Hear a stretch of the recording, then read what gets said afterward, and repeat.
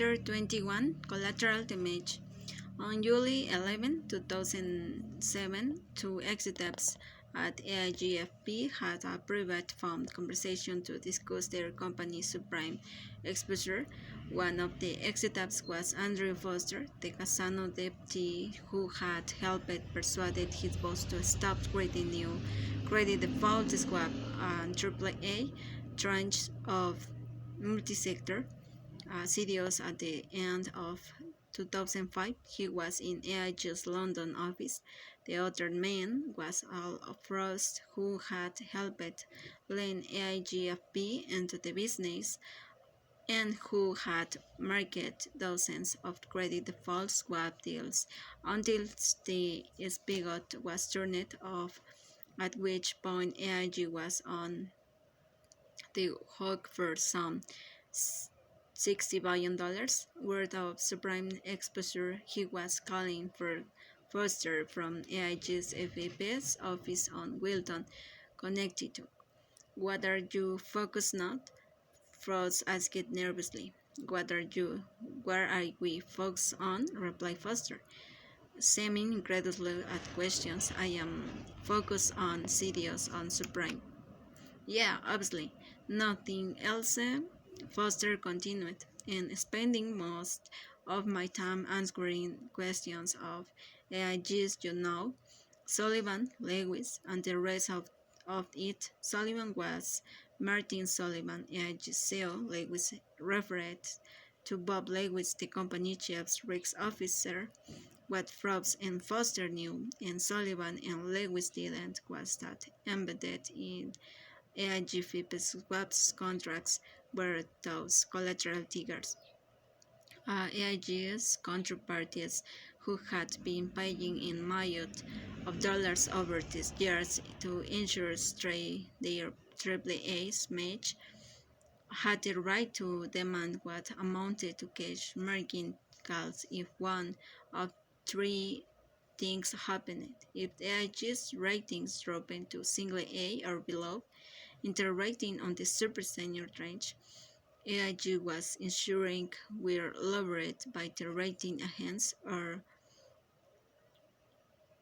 if the value of the range fell, even without a rating downgrade.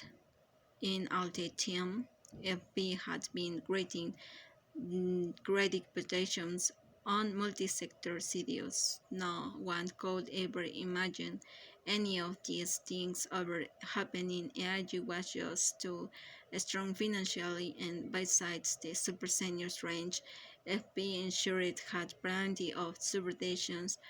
The default rate on the underlying mortgage would have to be almost unimaginably high to ever reach the range that FP ensures.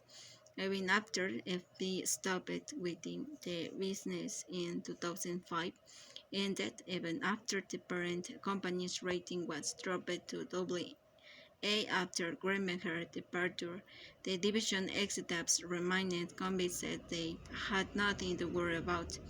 FP executives took solace in the fact that the 2006 and 2007 vintage of subprime mortgage were far worse than the 2005 vintage that FP had grabbed trench with those later mortgages. They believed would be hit long before any of the trench that AIG insured. A government initial who began pegging around FP Web's business in 2005, not long after Greenbacher left, recalls looking at the collateral triggers and thinking, this is a company with 9% tangible capital and an earnings stream to defer. It will truly take an Armageddon scenario.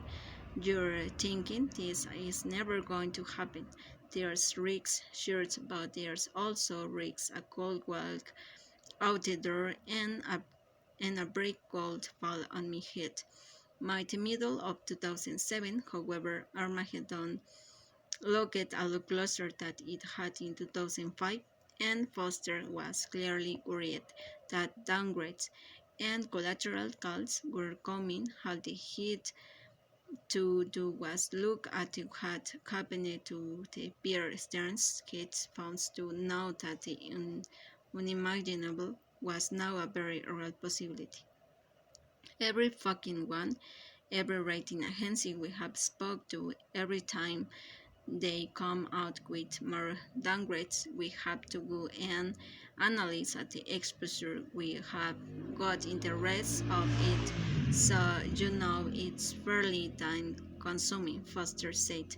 The problem we're going to face is that we're going to have just enormous downgrades on the stuff that we have got. So you know we shared of shit there with a $60 billion serious book, and now we are short of sitting and saying it's super senior. It isn't going to be so much longer before we're saying we have got, $20 billion of single a risk, and that's going to happen. There's no doubt about it. Do you think it's going down that for single A?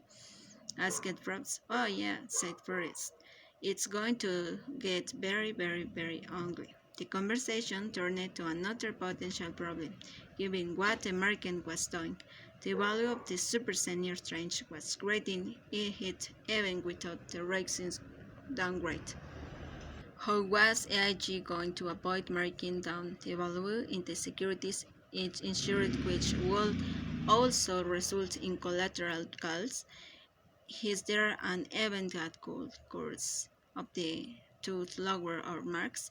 Asked Browse.